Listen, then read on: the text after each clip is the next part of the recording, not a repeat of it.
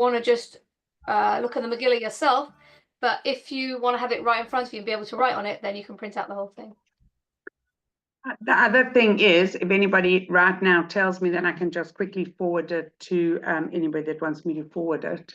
But otherwise, it's you're taking directly from the Megillah, or it's you've got from the Megillah with the. No, I'm going to start with Megillah, and then I've got a lot of Mefarshim, but the first 2 pages of the Megillah, just to make it very easy for people. It's basically the first chapter of the Megillah. Okay, brilliant. So then let's do that. Okay, so if anybody, as long as you've got my number, because I don't know if everyone's got my number there, but if anybody does want it, just send me a message and I will forward it, and then you'll be able to at home. So good Erev Shabbos. I can't believe that we say that every time, and I don't know, but it goes from Thursday to Thursday. My Shabbos candles are coming out soon, and the challah has got to get on and ready for us to be mafresh challah. But certainly one thing is that I just wanted to put in that we are, Be'ezrat Hashem, we have, just got to check the name, I'm sorry, but Beryl Bas, we have an Aliyah and a Shamas, okay, for Beryl. Here we go, right. Nearly. Oh gosh, not doing very well here. Needs, have you got it in front of you? Don't know why I haven't got it here. There we go. Now I've got it right now. There we go. So for Beryl Bas Moshe Haleri, Shalem Aliyah Nashamas, one of our sponsors, and also we should have a refuah shalema for Leah Bas Sarah. And somebody pointed out a few weeks ago that we have 2 Leah Bas Sarahs. And actually one had surgery on Tuesday and the other one on Wednesday. So they are 2 different people, and they should both be zoche to refuah shalema, and also for Chana Malka Neshama Bas Avivadina should have a refuah shalema. All of Klal Yisrael, we should greet all of our hostages and every single one of our soldiers, and everybody should come back safe. And we should all be greeting Mashiach, and we are ready to embark on the energy and the power of Esther Malka, and we're all ready for the next stage. So you know what, give us a little bit of what to go with, Chava, and we're all ready and waiting. And within Be'ezrat Hashem, the week before we get to Purim, we could be all having Shushan Purim. So we're looking forward. Thank you.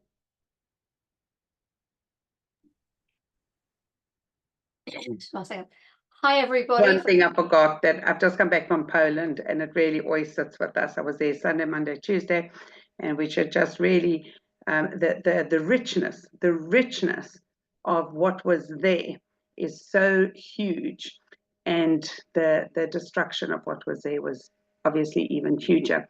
But we should have in our minds to be conscious of all of that as well.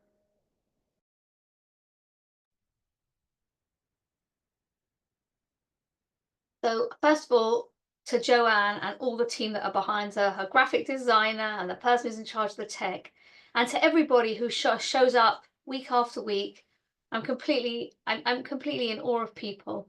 And I'm thinking to myself, yes, I would like this to be in the chusva learning, the hostages should come out. And I keep thinking that as we're now talking about the story of Purim, we are living in a generation of v'nahafachu. We're literally living in a topsy-turvy world. I'm not making any political assertions here, but the fact that Donald Trump has been elected for a 2nd term, and look what he's done in the most unbelievable first few weeks. Yesterday, I don't know if people saw on the news, he met with some former hostages from Israel, and they gave him a plaque. It was beautiful, and they wrote on it, "One who saved one soul is like they saved the whole world." And he basically said, I'm going to send Israel everything they need to finish the job. And he told the leaders of Hamas, release the hostages now, not later, and return all the dead bodies, or it's over for you. I just think that's just like, who could think? And the hostages said to him, thank you. We know it's when you came to office, or when you said you were going to come into office, that they made the deal happen. So it's amazing. And he warns the people of Gaza, it says to them, you're going to have a beautiful future ahead. But not if you hold hostages. If we find out you've got hostages, make a decision, release them now. I'm thinking to myself, like, what has gone on in the world with all the lack of unity that went on before the 7th of October, the amazing unity that went on since the 7th of October. Unfortunately, we're back on the disunity path, but we're living in a time where we've got someone who's like the President of America, who's a very powerful man, who's running the show. And I just kept thinking when I was reading the Megillah, like, Achashverosh is like in charge of 127 provinces. It's like Mehodu ad Kush. And what happened to him? Anyway, that's just a side issue. My main topic this evening, and everyone, I prefer, it's better for me if you mute yourself, but please unmute yourself if you want to say anything. I can't monitor the chat because I've got my, I've got to monitor the screen sharing. That's like too stressful for me to do all of those things at the same time. So I'm going to do screen sharing now. But again, if anybody wants to have a copy of the handout, maybe somebody can put it back into the chat. And if somebody can see the chat and they see someone's put a message, or if you don't want to say something yourself, by all means, somebody else can say, oh, somebody wrote in the chat, whatever. It's too difficult for me to look at all different things at the same time. And I actually like looking at people's faces. So I try to look at people's faces as well. So welcome. People often talk about Achashverosh and Esther, and they talk about mainly focusing on Esther and Mordechai in the Purim story. But I think, wouldn't it be interesting to focus on Vashti? So is there anybody who's brave enough to tell me anything that they know about Vashti? Whatever you know, it's okay. If you want to unmute yourself, anybody want to tell me, what do we know about Vashti? She had many spots. Who said that? Thank you, Batsheva. Can you see the screen, by the way? The screen. She got many spots. Perfect. Do you think that says that do you think it says that in the Megillah? No, I've got a few no's. Fantastic. No, if you find it in the Megillah, let me know. Anything else? Any other earth-shattering revelations you want to share with the community? Batsheva, thanks for kicking it off.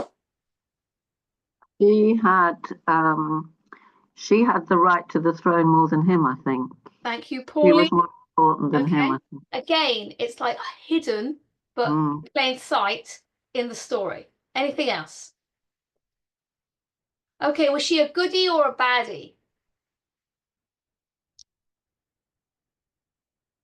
Okay, so if that's all you know, she had the right to the throne, and she's got spots. I'm hoping tonight's going to be fascinating. We're going to learn lots about Vashti and something we can, like, when we learn about her, how can that change our lives? What's the difference to us? So the word Vashti only appears 10 times in the book of Esther. Now, Vashti is not generally hailed as a hero, but let's see what we can learn from her. So the Megillah is set around, depending on which opinion you have, 369 to 356 BCE. Although Rashi's got a different timeline. And we're just going to skim through the first chapter. And as we go, we're going to be looking at the story. Specifically, I want you to look for how Vashti is referred to. So every time we see Vashti, I want you to think about how she's referred to, and you'll understand what I mean when we read it. Okay, here goes the story. Vayehi b'mei Achashverosh. Hu Achashverosh, hamelech behodu v'ad Kush. Achashverosh he reigned from Hodu to Kush.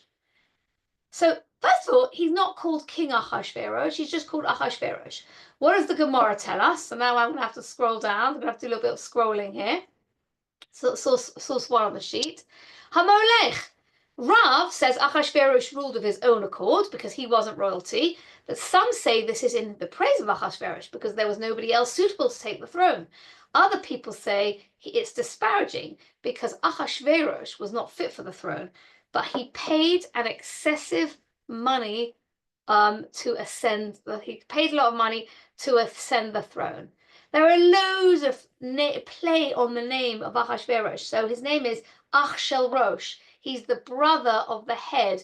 Who was the head before him? King Nebuchadnezzar, who was a very, very difficult character, not at all helpful to the Jews. You could also say his name is Achashverosh from the Chashakar, because it says that he blackened the face of the Jewish people because he caused them to give lots and lots of taxes. That's the last chapter in the Megillah.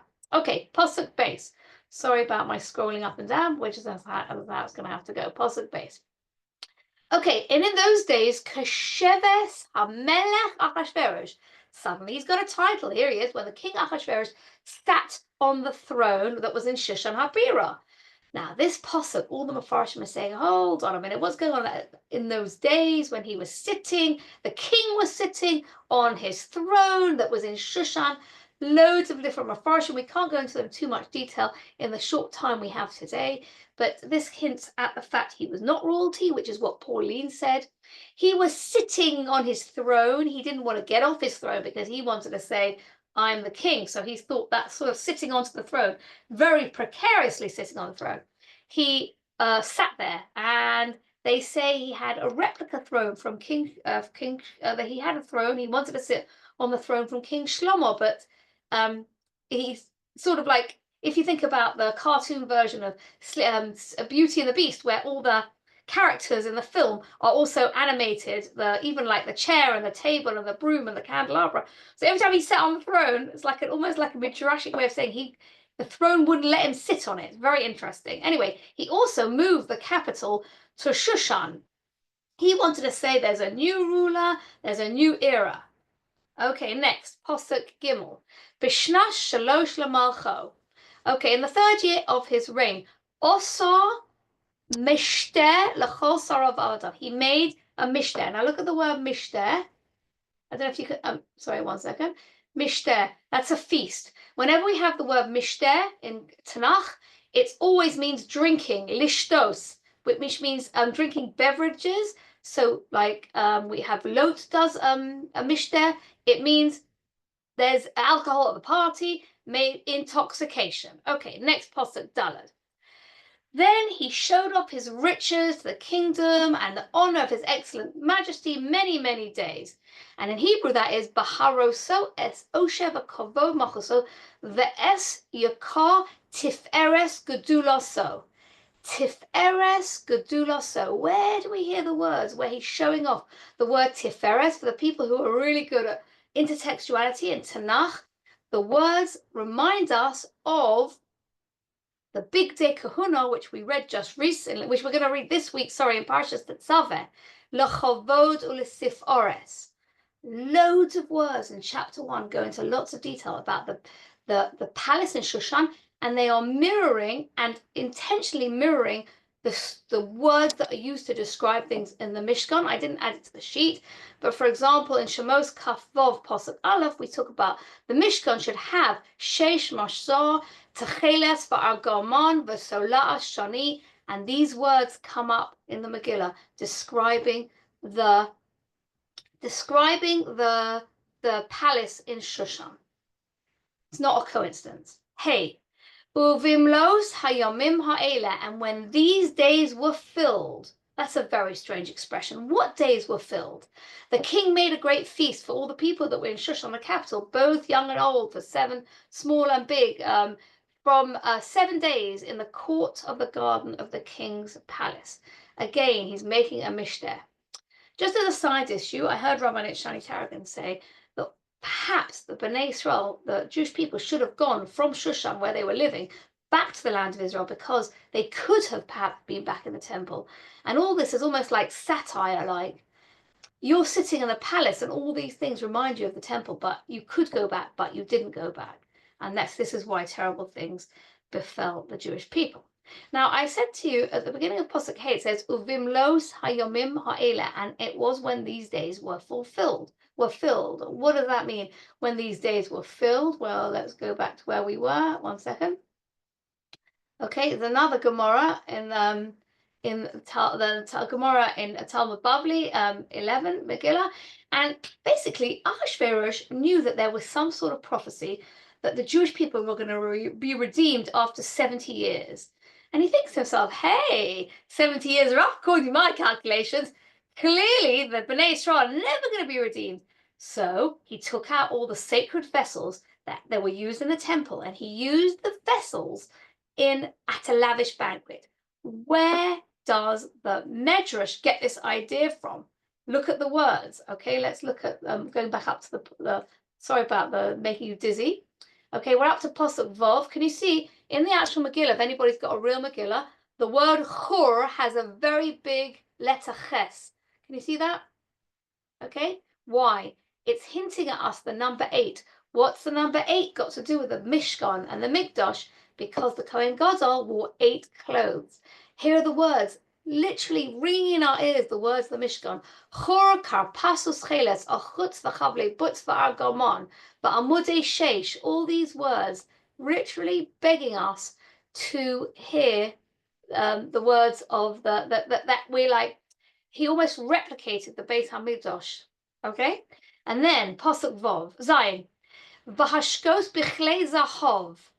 Now, when somebody lays this on the Megillah, the tune for the Megillah goes like this: Vayihi b'mei Achashverosh, ooh Achashverosh. Remember that tune? It's coming. So you're going to hear it's coming to a shul near you next week. Okay, but when we get to this pasuk for pasuk Zayin, it's read like this: Vashkos b'chlei zahav v'chelim mikelim shonim. That's the tune. That is a completely different tune. Anyone recognize that tune?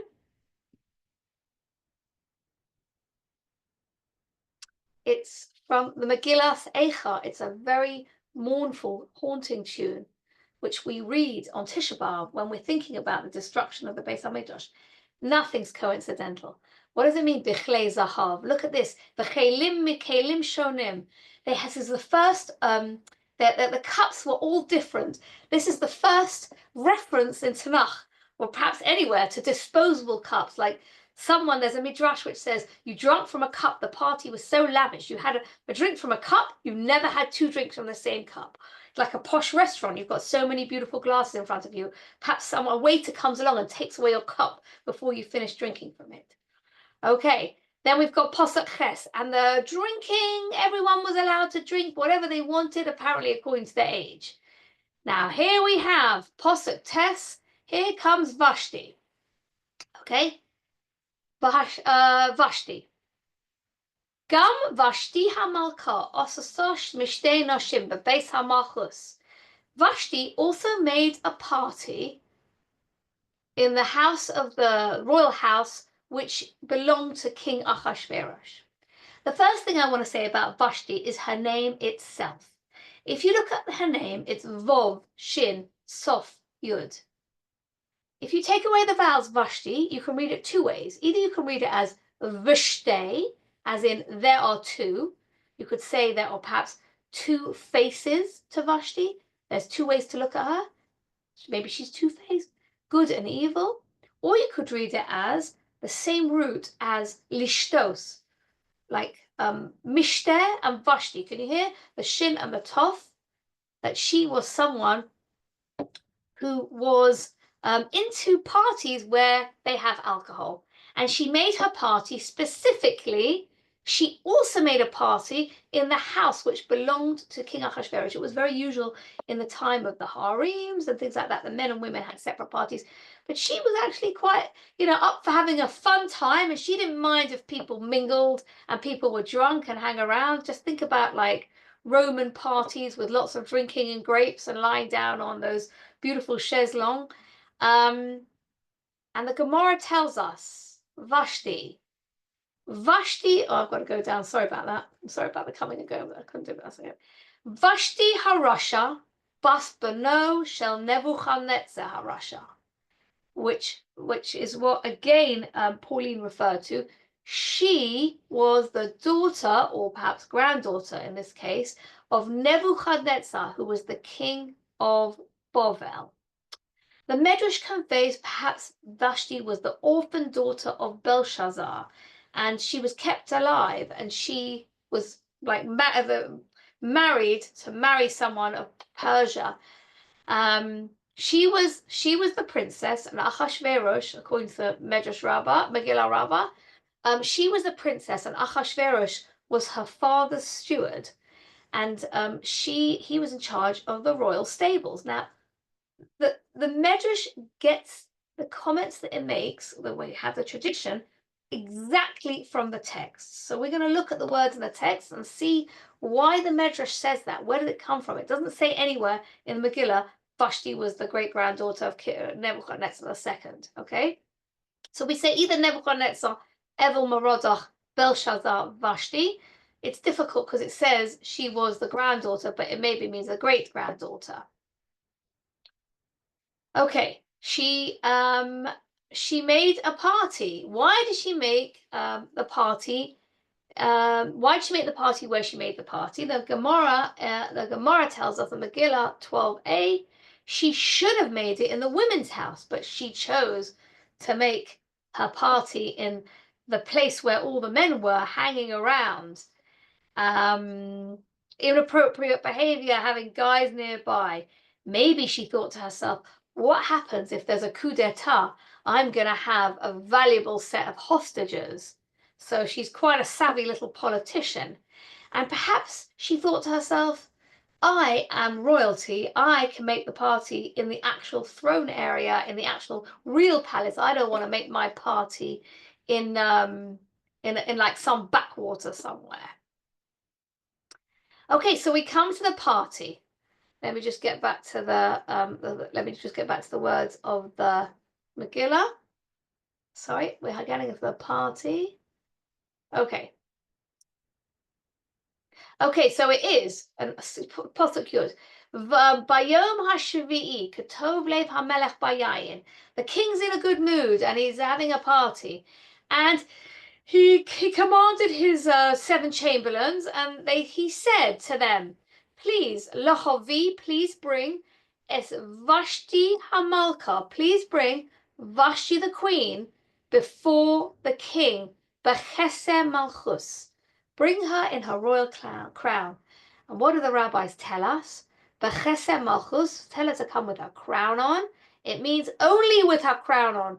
Please tell her to come not wearing anything. She should be naked and only be wearing her crown. The Gemara tells us, I'm sorry about going up and down. I don't know. I did it like this because I thought it would be easier, but I don't know if it's so easy. Okay. And so it was at the feast of this wicked one. Halalu omrim modios naos, v'halalu omrim parsios naos. People at the party were drinking and they were sort of getting all happy and things like that. And they were going like, hey, who do you think are the most beautiful women in the world? So some people were saying, oh, people from Media are the most beautiful. No, people from Persia. And Ahasuerus says to them, actually, I think my wife Vashti is quite stunning, but she is from the Chaldean, and she's from Kashti. That's the name of the place she came from. Do you want to see her? And they're like, okay, we're up for that. Only if she's naked. That's where the Medrash gets it from the words Bechesem malchus, come only in your kesem, come only with your crown. Because you could argue anyone could look really good, like, you know, brides, like they get beautiful makeup and beautiful hair, they really bring the best out of them, and all the photoshopping that goes on in magazines, people look magnificent, but they're not really like that in real life. So they were saying basically, let's see what Vashti looks like without makeup. Let her come in a tracksuit, like, you know, whatever she's wearing, let's see what she's wearing, what she looks like. And he called her and said,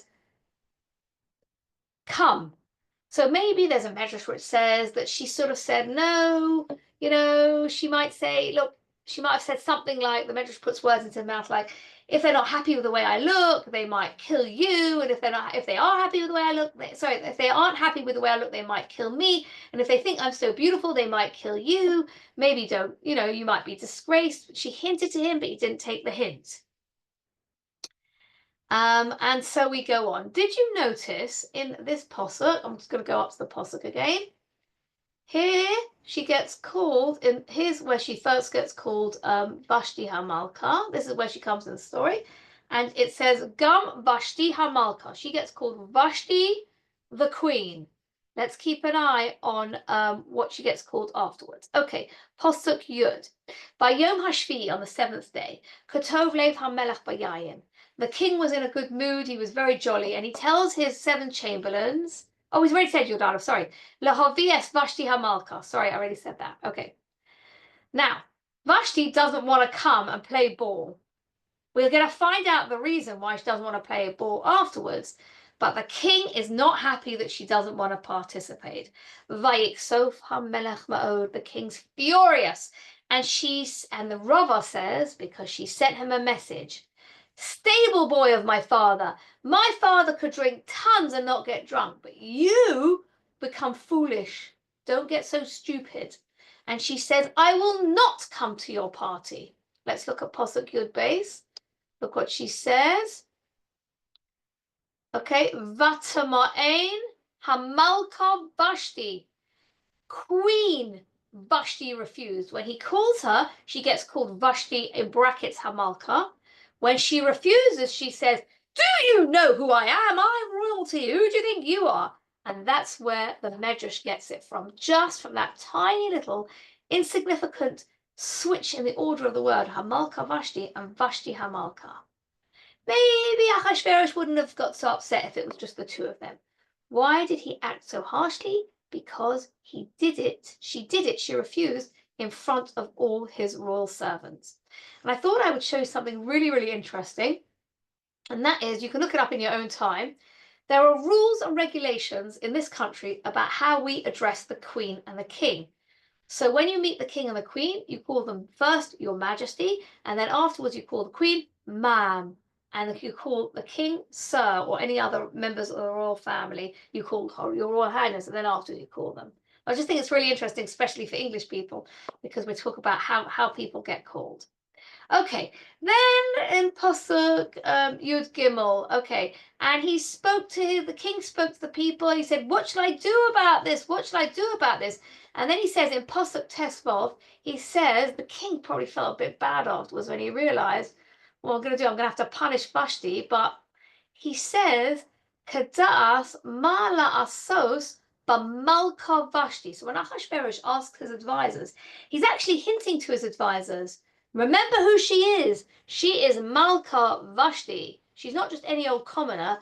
Maybe he regretted his actions, but he felt, I can't really say that I regret my actions, but I'm going to hint when I ask my advisors what I should do, what I want them to do. He said, he wants to have them to treat her like a queen. And then Mumuchan, who the Medrash identifies as Haman, steps forward and he says, no, I wouldn't do that. Don't treat. And then he says, it says here,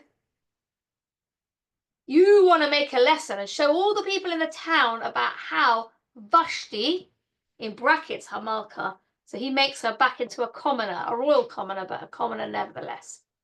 And then they say, we're going to make a proclamation in the town. Everyone's got to listen to what their husband says. And make all known. And then we have in Pasuk Yud Tes over here, everyone's got to know, Asher lo sovo Vashti. Now, in Hebrew, that means that Vashti will not come, but we translate it as Vashti didn't come to make sense of the story. But basically, it's written in a way which says Vashti is never going to come in front of the king again. What does that mean? There are different opinions. We'll look at that in a minute. Whether or not she was banished or she was killed, different opinions.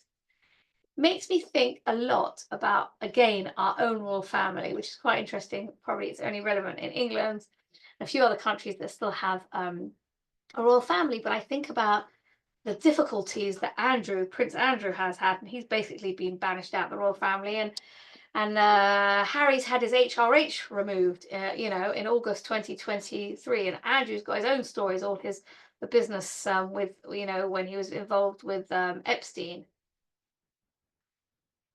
So the idea is that maybe something happened to Vashti. So let's see what happened to Vashti according to Medrash. Let me have a look. Okay, here it is. Okay.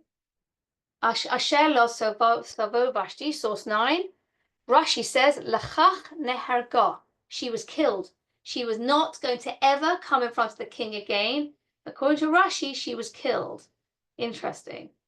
I just want you to know that I found this really interesting article from the newspaper in 2019 about the king of Thailand. You can look at it in your own time. The king of Thailand had a consort, and he stripped her of her royal title because she was not listening to what he says. Really, really interesting. If anybody can pronounce her name, that's wonderful, but I definitely can't. Seniat. Just a really interesting thing. He actually did about a year later, pardon her, but that's a separate issue. Okay, now, Rashi, then I think I'm going to have to miss out a bit. Okay, so the end of chapter 1, Ahasuerus and his advisors send out a letter to all the people in the town, and they say, right, guys, everyone's got to listen to their husbands, and we've made a big example of Queen Vashti. Then we have chapter 2. It starts like this: Achar hadvarim ha'ela kasoch hamas hamelech Ahasuerus. When the king's anger calmed down, Zachares Vashti, he remembered Vashti, the ace asher osasa, the ace asher nigzar oleha. First of all, what did she do? It says asher osasa. He remembered everything she did. So the Medrash, which says she treated the young girls very badly, and she made Jewish people work on Shabbos, which, if you remember before, I said it was Yom HaShvi'i. You can look at the story when we hear it on Agila, you'll hear the word by Yom HaShvi'i. And it says Ve'es asher nigza eleha, and everything that was decreed upon her. Now, what we're gonna hear is two different opinions what happened to Vashti. Okay, and the Gemara gives us a story about what happened to her, and it's fascinating to me. Number one, why did she refuse to come to the party? If she was a person who liked intoxication, she wanted to have a good time at the party, she didn't care there were men and women drinking and behaving stupidly, why did she refuse? So the Gemara gives us two potential suggestions why she refused. And that is source 11 on your sheet. Sorry about my little line there. Okay, why did Vashti refuse to come to the party? But Mikadei Puritz Ta Have. She was not a moral person. Why did she not want to come to the party? So Rav Yossi Bar Chanina says it teaches us that she broke out in leprosy. So that's what what Chava said, that she had spots. That's why little kids come home from school with like spots all over Vashti's face. Either she broke out in leprosy, or from a brisa we say, Ba'a Gavriel va'osa la zanov. That the angel Gabriel came along and made her a tail. Now, I'd like to discuss what that means, but I'd also like to discuss where does the Medrash get these ideas from? Where does Rabbi Yossi Bar Chanina and the Brisa get this from? So first I want to show you this posuk, which is in Divrei Hayomim. Now, the posuk in Megillas Esther says, and Ahasuerus remembered Vashti, ve'es asher nigzar oleha, and all that was decreed upon her. And the posuk in Divrei Hayomim speaks specifically about where is this, number 10? Yeah, here it is, about King Uzziah, and it says that Uzziah was a leper until the day of his death because it was nigzar mibeis Hashem. So the Medrash looks at the word nigzar from Uzziah and says, what happened to Vashti? No explanation is given in the text. So it must be, we will relate the word nigzar to nigzar, she must have had leprosy. Or we could say that she had a tail. Where does the Medrash get the idea that she had a tail? So we look at the book of Daniel for this. And in the book of Daniel, we have, just one second. We have, in the book of Daniel, we have this idea that King Nebuchadnezzar was punished for the way he treated people, and in the book of Daniel we have the idea that they were told that the sentence was carried out on Nebuchadnezzar. He was told that he was going to be like an animal, fed like grass like cattle, and it says he was driven away from men, he ate grass like cattle, and his body was drenched with the dew of heaven until his hair grew like eagle's feathers and his nails grew like the talons of birds. That's what it says in Daniel. So we have this idea that Nebuchadnezzar, her grandfather or great-grandfather, was transformed somehow into an animal, and Vashti herself was transformed also into an animal by having a tail. We're using a method called literary reading, looking very, very closely at the text. And Chazal did it all the time. And they looked at the stories and they said, what is going on here? Now, when we say someone has leprosy or pimples or spots, we have this idea that she had skin. She had skin and sorry, I just want to write something down so I don't forget it. She had skin. The word skin, it's the skin in Hebrew. Something was wrong with her skin. The word for skin in Hebrew is or, ayin vav resh, but it's also the same letters as iver, blind, because a person's skin covers their body somehow in the same way that clothes cover your body, that hide what's going on inside your body.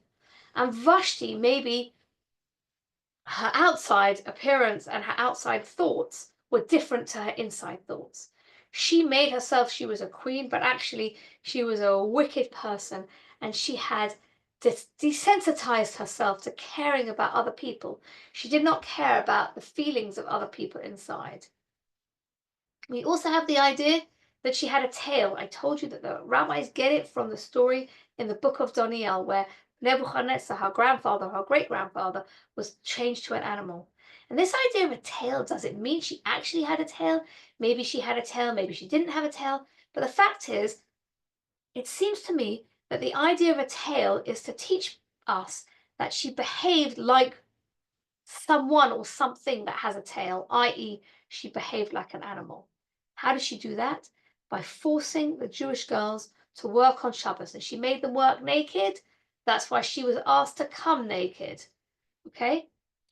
Now, do you think that Vashti, there is an idea that she's like a massive women's libber, like, oh, I'm not going to the party, who do you think you are? But there's other ideas that she wanted to protect Achashverosh, says, they're denigrating us, we don't want to do that. But if she was called to the party and she had leprosy, or she had a tail, or perhaps it might be an appendage to her body, maybe she had something sticking out of her body, like an extra bit of her body, or could even perhaps be a flat, you could think to yourself like someone who's got a bit of a excess fat could be like extra appendage to their body. Think about all those things. If you know, it sounds too fantastical. Chazal were no idiots. They say leprosy in a tail. What does it mean like that? She behaved like an animal. Okay? Why did she not send a message to Achashverosh and say the words, Achashverosh, I'm really, really sorry. I can't come to the party tonight. I've got a little dermatological challenge. Could have said that. Doesn't say that. She says to him, don't make me come to the party. Who do you think you are? You get drunk. Your father, my father could handle his drink. You're just a commoner. Why did she not say that? So I think there's an idea that I found in an academic paper which discusses people and it takes an analytical approach to look how couples behave together, and how often when there's an argument, people turn the tables and they deflect. They sort of flip a criticism, like I'll say, you never come back on time. The other person will say, well, you never come back on time. You're always late whenever we want to go out, or something like that. And people sort of like, it's like a way that people interact, so that when you're the recipient of a complaint or criticism, you try and blame it on someone else. And I think that we're learning from the story of Vashti that she behaved like an animal.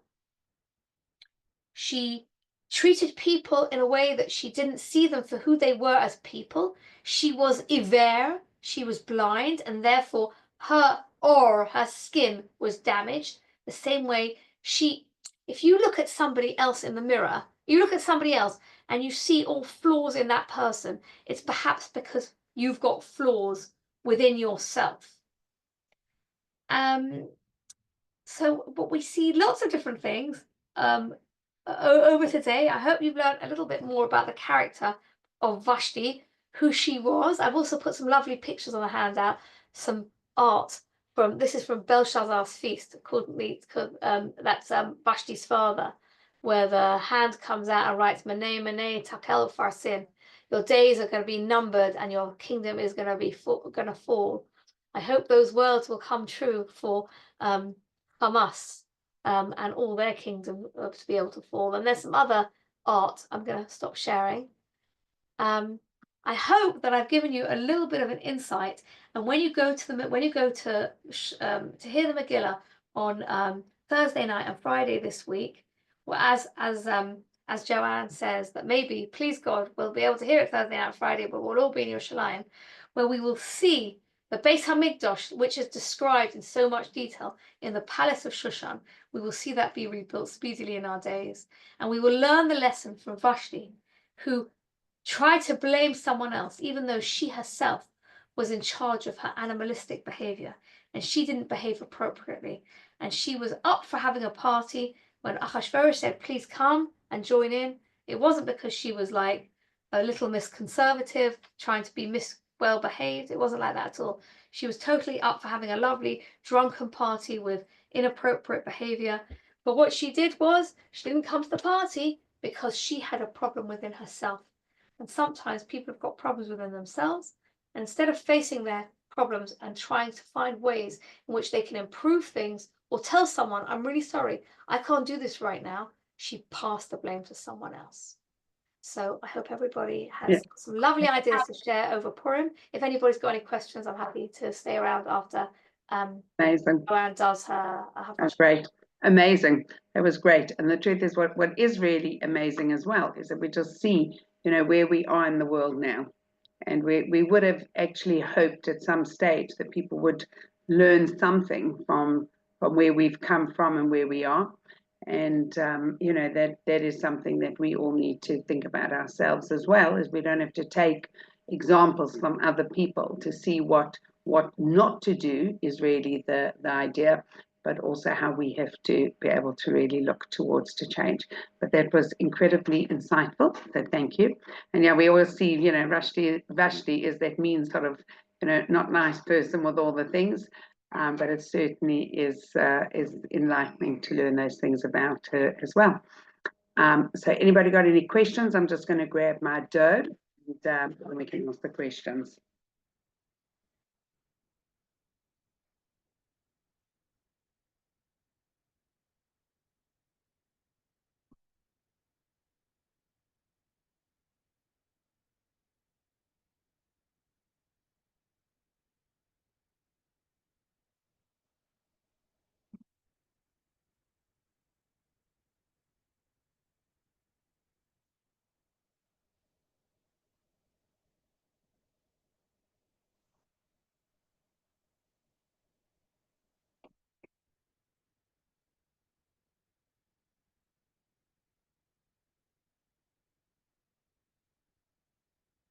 Was that a good, quiet English space, or we had something exciting? Hi, Mom. Granny's there, and Honey's probably there as well because it's Thursday night, right? No, she's not there. You by yourself? Okay. Okay.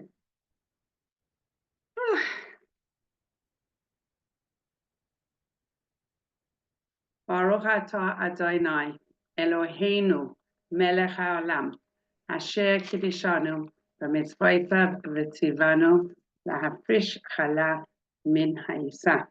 Harei zu chala. In the zechus of the mitzvah of hafrashas chala, we should just be zeicher to greeting all of our hostages, to welcoming home all of our hayalim, and to all of us being able to be in a place of clarity, of real light, of shalom, of refuahs and yeshuas for literally all of Klal Yisrael. Thank you, Chava, for sharing with us. Thank you, everybody, for being here. And Thursday night, we are going to be in the swing of post Megillah saying, oh, you know what, I've got to add something that I just learned. And Be'ezrat Hashem, that will be with all the things that we can all learn from and grow from and yeah, and be ready for Mashiach, because I think we're all going to be getting a bit of a surprise. We say wait, but then actually see what is going to happen very suddenly. Okay, wishing everybody a beautiful Shabbos and a Shabbat of Shalom. Thank you very much. Bye-bye. Thank you very much. Good night. Lovely to see everybody. Thank you. Thanks, Joanne. Good night. Pleasure. Good night. Did you Nice see the See you, picture? Of the, Bela. did you see the picture of the hostage taking challah today? No, will you send it? She was, yeah, I'll try. I don't know what your number is. Oh, well, let me send it. I'm She was shocked. saying she was doing it with Robertson. Oh, my mind's gone blank. Not Jamima? Yamima, of course, yeah. Yamima. She told her Okay. what to do. She was telling her what to do. Stunning. Really nice. Stunning. And her And a mother big, was. and a big schus for her, because she's in the shloshim for her mother. Yeah, right. And her mother, Agam's mother, was Oh, with Agam. Oh, beautiful. shepping nachas. And it did say it was the first time she'd done it. Amazing. And her mother has done it a good few times, I think. Yeah. Baruch Hashem. Amazing. We All shall of be them should- zeicher to much of it, and this dough should be a challah for the kohanim rather than a piece of dough we wrap up. Yes. Bye. Thank you Okay. very much. Okay, good Thank night. you. Good Good night. Shabbos, Shabbos. everybody. Good Good Shabbos. Shabbos. Shabbos.